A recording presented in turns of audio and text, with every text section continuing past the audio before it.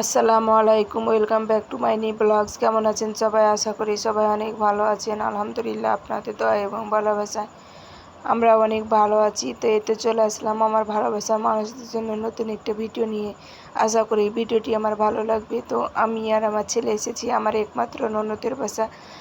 আমার ননদ অসুস্থ, তার জন্য বাচ্চা কাচ্চাগুলো অসুস্থ, তার জন্য আমি আর আমার ছেলে এসেছি। তো 2 দিন থাকবো ননদের বাসায়। তো চলেন কি করি সেটা আপনাদের সাথে শেয়ার করি। তো এখানে বেলকুনিতে সন্ধ্যার পর অনেক বাতাস বইছিল। আর যেহেতু লোডশেডিংয়ের সমস্যা, আইপিএস আছে, তারপরেও অনেক বাতাস বইছিল। সেখানে আমি দাঁড়িয়েছিলাম বাতাসের জন্য।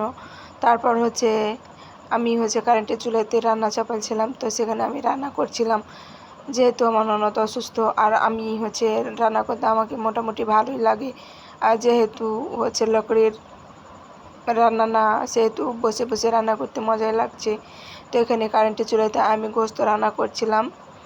আর এখানে আমার ছেলে বলছিল যে ফুচকা বানিয়ে দাও, তার জন্য এই ডালটা ভিজেছিলাম আর ফুচকা ভেজে নিব। তারপরে এখানে আমি পুঁই শাক কেটে রেখেছিলাম, পুঁই শাক আলু। তো পুঁই শাক আলুটা আমি রান্না করে নিব।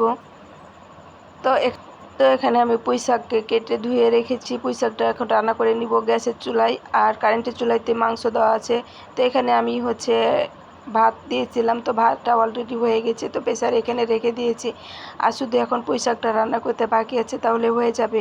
তারপর এখানে যেহেতু আমার ননদ 2 তলাতে থাকে, এখানে নিচের ভিউটা অনেক সুন্দর লাগছিল, তার জন্য আপনাদের সাথে শেয়ার করলাম। জায়গাটা ফাঁকা ছিল। আর ওপর থেকে নিচের ভিউটা অনেক সুন্দর লাগে। তো এখানে আমি জিরাকে ভেজে রেখেছিলাম, গরম হলে তরকারিতে আমি একটু ছিটিয়ে দিই, তাহলে ভালো লাগে, অনেক তরকারির টেস্ট বেড়ে যায়। তো এখানে আমি মাংসতে দিয়ে মাংস নেড়ে নামিয়ে নিয়েছি, কারণ মাংসটা হয়ে গেছে, হালকা হালকা ঝোল রেখেছি।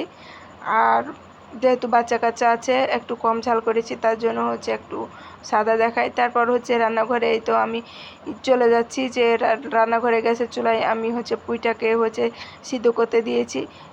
তো আমি প্রেসারে দিয়েছিলাম, প্রেসারে দিয়ে সিদ্ধ করে তারপর আমি গ্যাসের চুলাতে তেলে দিয়েছিলাম। তো এখানে একটু ঝোলটা ইয়া হয়ে গেলে, শুকনা হয়ে গেলে, তখন আমি তেল দিয়ে নিব। তো আমি চুলার আঁচটাকে একটু কমিয়ে দিলাম, কারণ লেগে যাচ্ছিল, তার জন্য। তো পুঁই শাকটা আমার অনেক পছন্দ, কারণ যেহেতু পুঁই শাকটা টপে 3 তলার উপরে আমার ননদের হাজব্যান্ড লাগিয়ে রেখেছে, ওখান থেকে আমি তুলে নিয়ে এসেছিলাম। আর যেহেতু সার্ভিস কিছু দেওয়া নাই, অনেক মজা লাগবে খেতে। তো আমি খেতে চেয়েছিলাম, তো আমার ননদ বলছে যে যাও কেটে নিয়ে আসো। তো আমি কেটে নিয়ে এসে আমি ছিলে বেছে রান্না করতেছি। আর অনেক মজা হয়েছিল, যেহেতু আমি খাওয়ার পর ভিডিওটা ভয়েস দিয়েছি। তারপর অনেক মজা হয়েছিল, সবাই মজা করে খেয়েছিল। তো পুঁইটা এত সুন্দর সিদ্ধ হয়ে গেছে কি বলবো। আর একটু আলুর সংখ্যা বেশি দিয়েছিলাম, যেহেতু বাচ্চা কাচ্চা আছে বাসায়। আমার ননদের 2 ছেলে আছে, আমার ছেলে আছে, সবাই খাবে। তো আমার পুঁইটা রান্না কমপ্লিট হয়ে গেছে, আর একটু হলেই হয়ে যাবে। তারপর আমি চুলার উপরে রেখে দিয়েছি, যাতে শুকনো শুকনো হয়ে ভাজি হয়ে যায়। যেহেতু ডাউলও রান্না করেছি, সেহেতু ঝোলের দরকার নাই। আর মাংসর সাথে হালকা ঝোল আছে। তো আজকে দুপুরের তরকারি এটুকুই রান্না করেছি আমি। আর তারপর পাশের বাসা দেখেন অনেকগুলো টবে ফুল লাগা আছে। তো বেলকুনি থেকে দেখতে অনেক সুন্দর লাগছে ভিউটা। আর অনেক রোদ এসেছে, তার জন্য আবছা আবছা দেখা যাচ্ছে।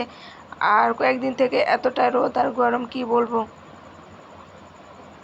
তো যেহেতু আমার ননদের ছাদের ওপরে অনেক সুন্দর টবে ফুলের গাছ লাগানো আছে, তো রোদের জন্য যেতে পারি না। তো বেলকুনিতে দাঁড়িয়ে অনেক সুন্দর একটা বাতাস পাই, ভালো লাগে। তো আমি বেলকুনিতে বেশিরভাগ সময় ছিলাম। তো আজকে ভিডিওটি এ পর্যন্ত। আল্লাহ হাফেজ।